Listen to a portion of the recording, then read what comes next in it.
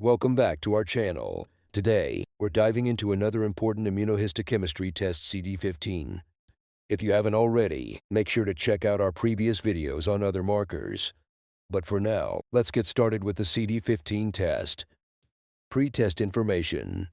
Before we begin the test, there are a few essential pieces of information that need to be provided. A copy of the histopathology report, the site of the biopsy, the clinical history of the patient, specification of test.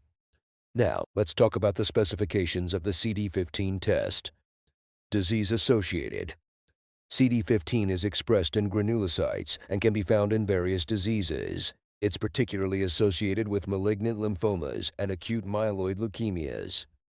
One of the hallmark features is that the Reed-Sternberg cells of classical Hodgkin lymphoma are characteristically positive for CD15 and CD30. Specimen used. The specimen used for this test is typically a tissue biopsy. The site of the biopsy is critical as it helps in the accurate diagnosis and understanding of the disease. Components include. Let's move on to the components included in the CD15 test. The primary component is the CD15 antibody, which binds specifically to the CD15 antigen present in the tissue sample. This binding is then visualized under a microscope, allowing pathologists to determine the presence and distribution of CD15. Test report time.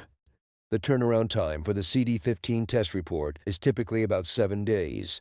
This period allows for the proper processing, staining, and analysis of the tissue sample.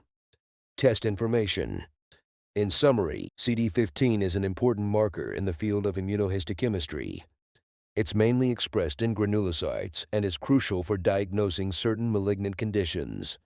Its presence in Reed-Sternberg cells is a key indicator of classical Hodgkin lymphoma, aiding in the accurate and timely diagnosis of this disease.